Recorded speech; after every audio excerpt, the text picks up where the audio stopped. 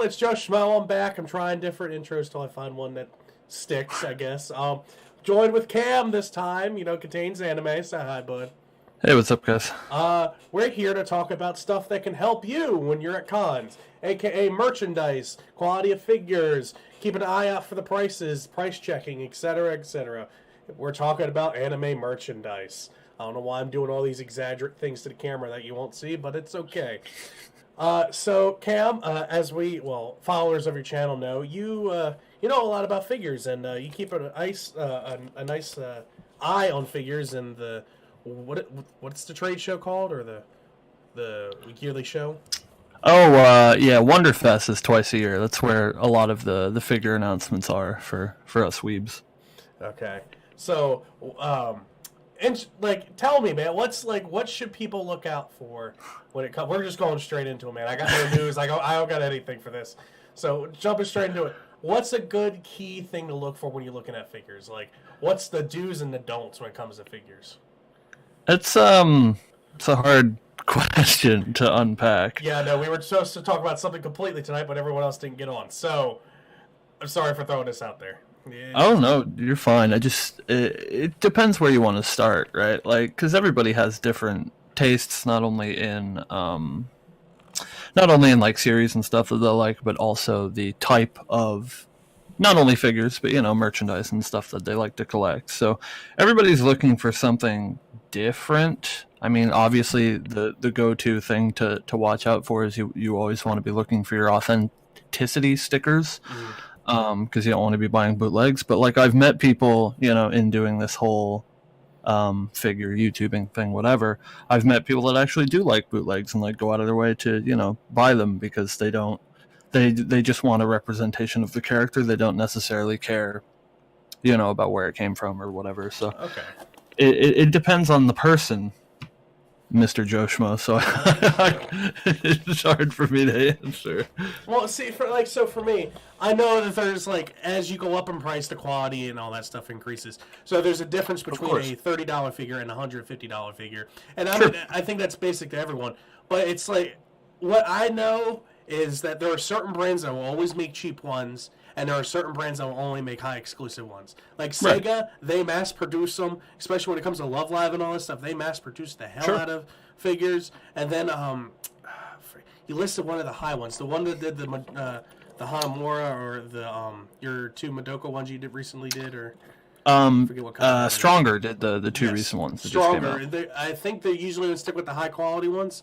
I really don't see their name in my area of low quality, I'm broke kind of area.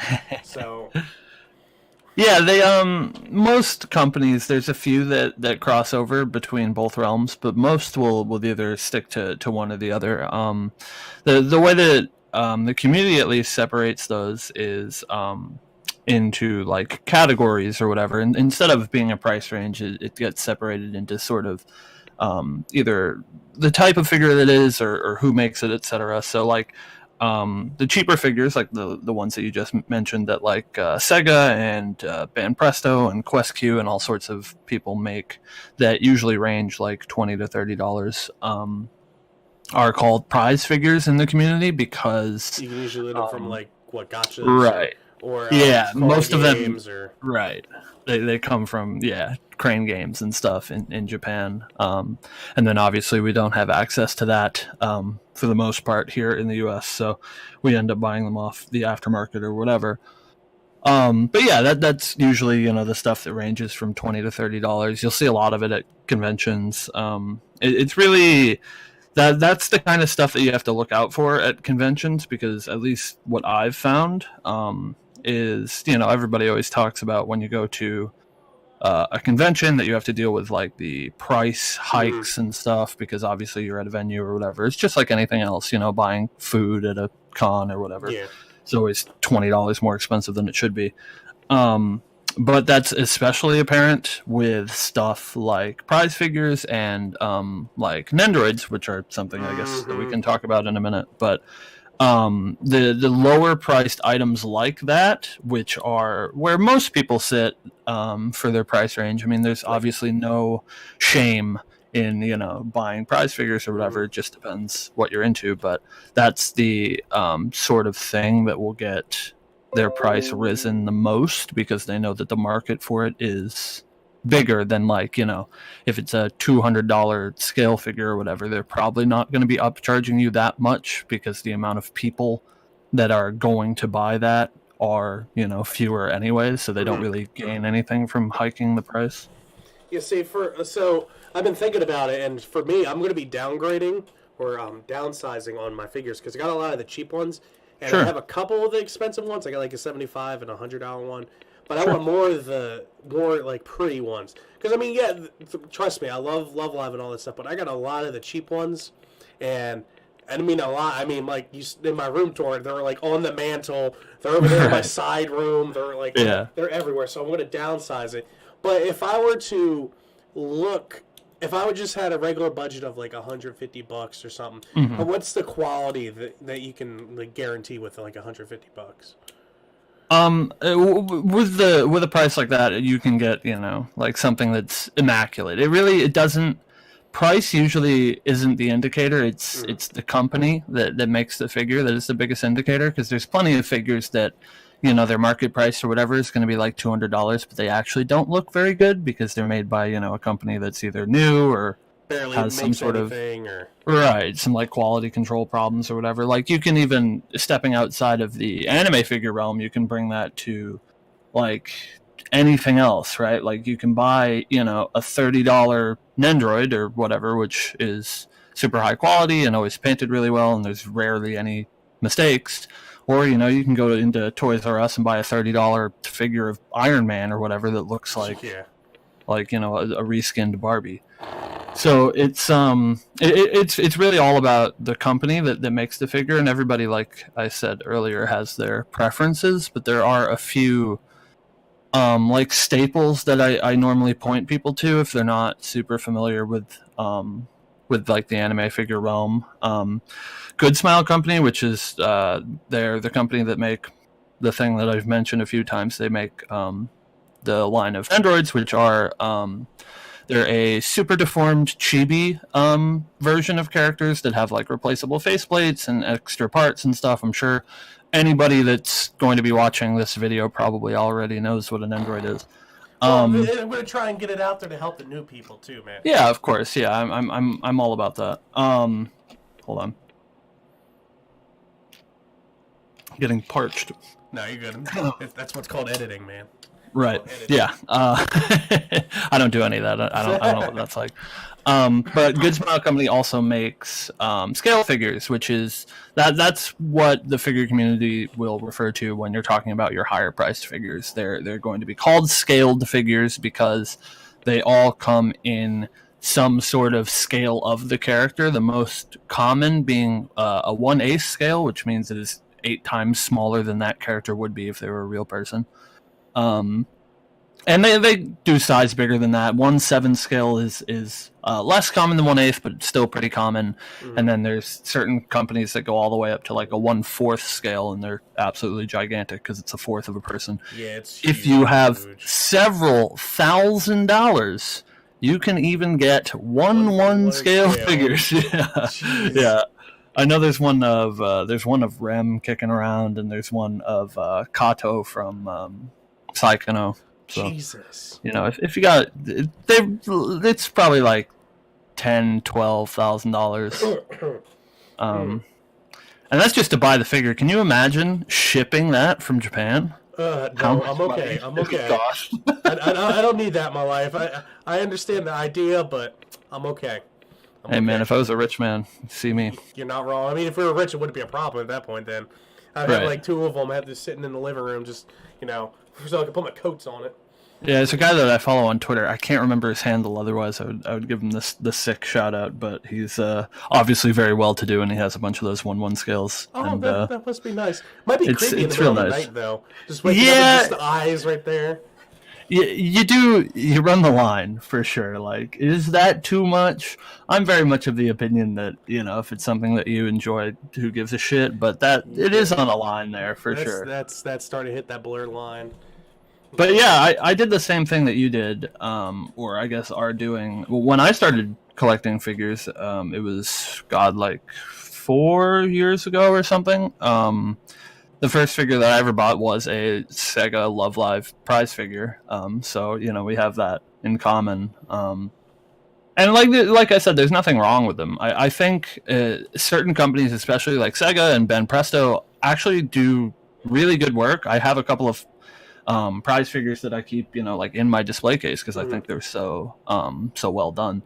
So definitely the quality can be found there. I think Ben Presto is really one of the big names that makes just really terrific figures for the price range. But I started buying a couple of prize figures, and then I quickly moved into buying Nendroids, which I have way too many of. I have like 5 or 6 that are still just boxed because I just don't know what to do with them. So have you seen like the super rare Nendroids that are like, you can only get it at this certain event? So like I was watching the Anime Man, and he was talking about and there was this raffle. You had to buy like this certain CD or this certain DVD series, and in this DVD series there was a ticket or like a pamphlet or something you had to fill out, and it's like people would buy 10 of them or something to fill it out, and that was a chance to enter the chance to win the Nendoroid.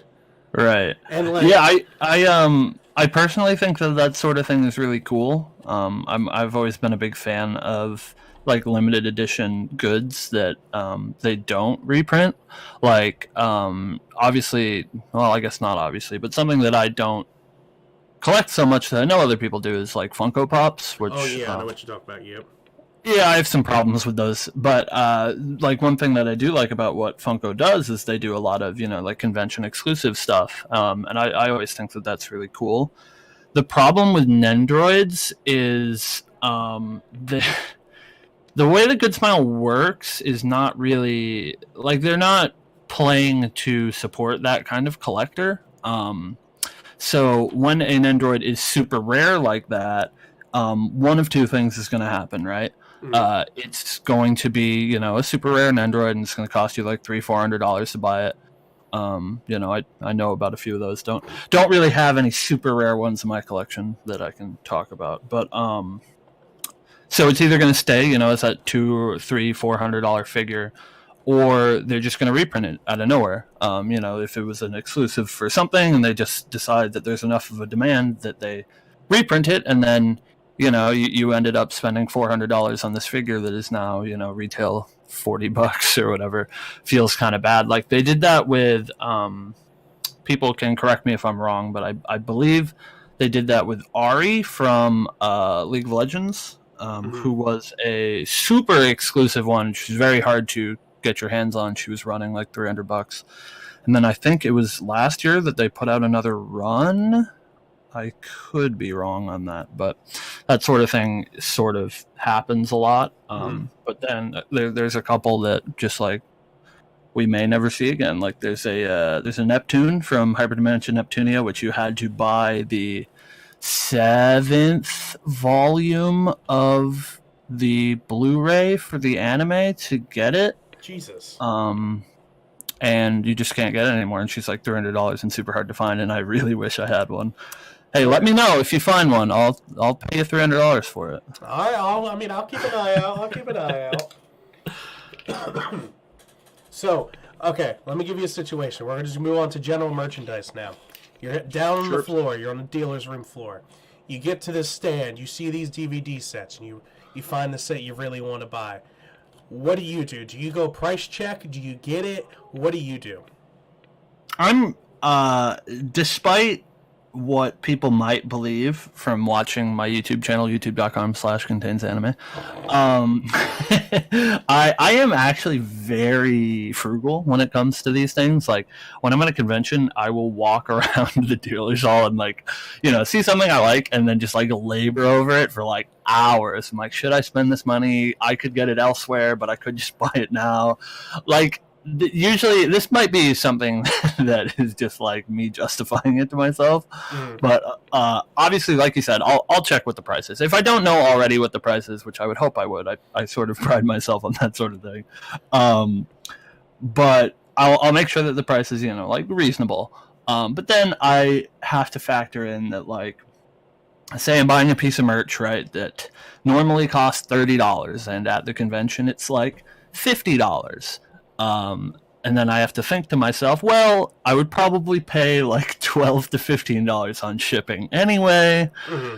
So, you know, like you have to take that into account, especially when it's these anime goods that most of the time are coming from overseas. Like, convention markup is a thing for sure, and you don't want to pay too much, but you also have to realize that, you know, that markup part of that is the, you know, the shipping cost. I was going to say, and depending on what it is. So we'll be talking about idols and all that stuff later in a different one. But depending on the item, if it comes to Love Live, comes to Bang Dream, comes to Idol Master, it's going to be marked up even more because people want it. So, like, I saw a bandolier, you know, like the thing you put your keys on. Sure, yeah. Something you get for like $2 or like a carabiner. Yeah, carabiner. Yeah. With a Love Live on it, it costs $40. Yeah, sometimes I don't know, man. Idle stuff is hard, for sure. It's very much whatever the popular thing is, right? Always gets marked up. Mm-hmm. Like back when even the Aqua Nendroids came out, which was like right around the middle of season 1 or something, if I remember correctly. Yes. Like, you could go to a convention and you know, see those Nendroids everywhere. Everyone had them, obviously, because they're such a hot, you know, ticket item. It's not like they were getting sold out, but they were abnormally expensive, like, you know, $60, $70 for something that's... The Love Live Nendroids especially skew on the cheaper side, and they're usually like $30 retail or whatever. Yeah, because I got a Nozomi sitting in my case that was like $35. Right. Yeah, that's a totally reasonable price. So it's whatever the popular thing is, man. Like, I don't even know what it's going to be this year because con season's rolling up on us. So, yeah, ReZero stuff is always pricey, man. Rem waifu tax is really up there. Yeah. But, you know, like, that's something that you just have to accept, I guess. I never, like, I've made videos on my channel about, like, where I recommend that you buy figures, and that also, you know, correlates to other merchandise as well. And I can't, like, if I was telling somebody, you know, where to get the most value for your dollar or whatever, I would never recommend that somebody, you know, buy things at a convention. But a lot of the times that's either, like, A, their only option, or B, like, I'm guilty of this. I do it every time I go to the convention. It's like, there's a certain there's a certain pleasure to just buying something and having it, you know, in your hands, right? Yeah, like just handing somebody an amount of money and walking away with the thing that you want, as opposed to, you know, ordering it online and waiting 2 weeks for shipping or whatever. And so, like, yeah, I understand that the impulse purchase is something that's very common, especially when you go to these conventions. You just have to be, aware, you know, of like how much you're going to be spending or how much you're willing to spend, and what the difference is there. See, what I'm just going to say to people is, if you were going to get it, and if you go to the con, you might as well get it at that point. There's really practically no point in waiting for, like you were saying, for the 2 weeks and stuff. Because you were planning on getting it already, so you might as well just go ahead and buy it. Even though if it might be a little bit higher, you have it right there and then, and you already were thinking about getting it. But for me, like, I like to do the flea markets. Have you been to one of those flea markets they have at conventions? No, I haven't. You mean like swap meets and stuff? Yeah, so the cons I go to, two of them, they call it the Otaku Flea Market, where people roll in with their stuff they want to get rid of, and they just set up for free. And people sell. You will find everything you could ever think of in there. I saw Dragon Ball VHSs. I saw video games. I saw Cowboy Bebop, like, exclusive DVD thing, like all the separate ones from when it was first coming out. Sure, you see Weiss cards, Pokemon, all this different things. You see cosplays for sale. It's amazing, and I do it too because, you know, money comes back into this. So. Sure, yeah, of course. I wish that any of the conventions that I go to had something like that. I know at least most of the ones that I frequent have, like, a policy against doing that, which is really unfortunate. But I find most of the time that I'm going to, like, the, you know, bigger conventions or whatever, which is the mainstream conventions. Well, yeah, it's like, it's a blessing and a curse, right? Yeah. Like, there are certain things that you get from those bigger conventions, but there's certain things that you miss out on too. But yeah, I've always where I do most of my actual figure purchasing. I don't know if I've ever told anybody this. You get the hot scoop on Joe Schmo. Is I do most of my figure purchasing, unless it's like pre-orders or whatever from like Ami, through other figure collectors, because that's how you're going to get like the best deal, is from somebody else who's part of this hobby that just wants to recoup their losses and spend it on another figure or whatever. I feel you on that.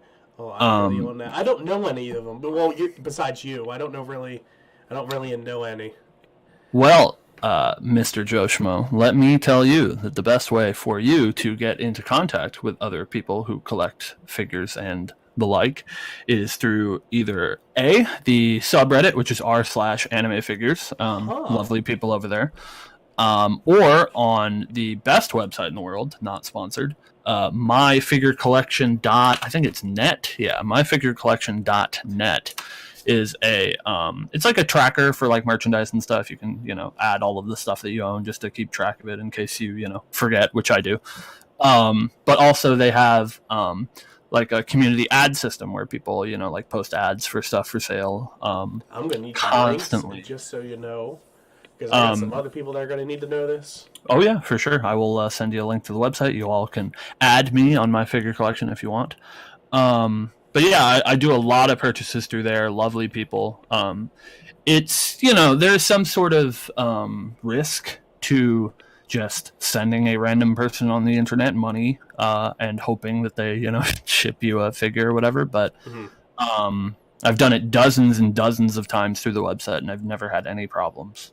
So yeah, I do highly recommend that if you're looking to save a few bucks, especially Joe, like you said, how you're going to be downsizing and get higher quality products. Do you have any characters that you're keeping your eyes on? I want the Nozomi birthday statue, which is like $150. Yeah, she you can get a little cheaper than that, but yeah, somewhere around there. Yeah, I want that. Then when the Yo birthday statue comes out, I'm gonna need that because we already know they're coming. I only have one. I have it's not actually Honoka. I don't actually have Honoka's birthday figure. I've been meaning to buy it for a while. I don't believe it's true. I don't have it. It's Maki, right? No, I have Chica's birthday statue. Actually, Chica's. Yeah, it's really cute. It's stupid cute. So I bought it. Redheads, so I mean. Yeah, I like Genki main characters. It's if you guys couldn't tell, I'm big into main characters. I've been meaning to buy Honoka's for a while. Those birthday statues, they're it's nice because they've been out for a while. The Muse ones, especially. But they've been steady at a very reasonable price. You can get them, usually around like 125-ish is what I see them going for. And they're super nice. They're made by Stronger, which is a company that we talked about earlier. They're actually my favorite figure company is Stronger. I love everything that they do. I like all of my quote unquote holy grail figures in my collection are all Stronger figures. So I like them a lot. We're gonna touch on Nessa Robies, and I think that would. Nessa's. Yeah, I think we should call it a day here. So I learned the other week that the regular size ones are called minis. Found that out, and that blew my mind. So what do you call the super small ones that are keychains? No one answered my question when I asked. I don't know. Because I have a Nico one right in front of me that I have under my monitor. Right, that have like a little silver chain on them. Yeah. Right. Yeah. I don't know what exactly they name them. Me and Nesaberries have a very unique relationship. You and me both, buddy. They they are 100% my my convention impulse purchase. Same here. I have never actually ordered a Nesaberry from anywhere. The only Nesaberries that I own, which I have 10 jumbos. I only buy the jumbos, which are the real, not the real big ones, but you know what I mean, like the ones that you're used to seeing that are they're like a foot long or whatever. I've 10 now, and I've only bought them at conventions. Jesus. So And I have Anime Boston coming up in 3 weeks. Yo, what up? East Side, if you're around. I better see a vlog, because Yes, I am attending Anime Boston as press. I have not put out a video yet on my channel. Big scoops for Joe Schmmo. Hey. But my press badge got approved for not only myself but for my editor. Izzy will be coming with me, and he's attending as my cameraman. So I will be shooting a vlog for Anime Boston, and it will hopefully be of higher quality because I have a talented individual attending the event with me. Praise be. So that'll be good. But yeah, I that's coming up soon. I'm sure I'm going to buy lots of Nessos. Have you seen those? They've done them for the Love Life girls. Have you seen they're like the ultra jumbo ones? Yes. No. So I was watching. Deep Pity. I was watching him in his latest one. He at like the end, he was like covered in them, and I was just like, "Those are freaking huge! I want one." I have a friend on Twitter who she's a big Honoka fan. Word up. Yeah, what up? And she posted a picture of her. I forget what they call them. The ultra, the meter long ones that are fucking gigantic. The hugging ones. Yeah, the ones that are like glorified Daikimakuras. Sorry, I lost my train of thought. She posted pictures of hers, and I was like, "Yo, where did you get yours? I really want to buy that Honoka or whatever." Mm-hmm. So she sent me a link. So I have a link to it's on Amazon JP, which is funny enough. And I keep wanting to pull the trigger, but it's so expensive, man. It would cost me like $300. It's so much. Is that the thing alone? Or is that just that's the thing alone? Well, right. The thing alone is like $200 and something, and then it's like $100 fucking ship the thing. It's huge. It's huge, and it weighs like, I don't know, 10, 15 pounds or something. It's something ridiculous. Maybe not that much. 15 pounds sounds like a lot. Sounds like it's going to be a tax refund next year. Just going to have that sitting in my bed. Just say, here you go. All right, there you go.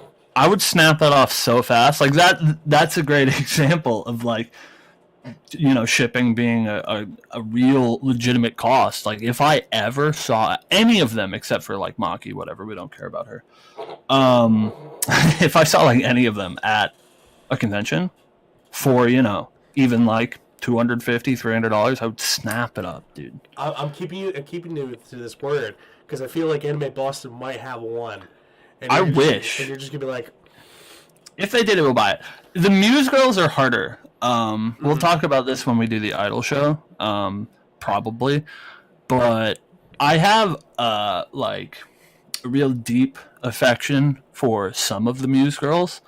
But as like a general whole, I think I like the Aqua Girls more individually, if that makes sense. Yeah, or not more individually, more as a group. I get what you're saying. And so like there's plenty of Muse Girls that like I did just tell you I'd buy them, so I guess I have to stick to it. But if it was like there's only like 3 Muse Girls that I would really just be head over heels to buy. But if it was any of the Aqua Girls, I would buy it instantly.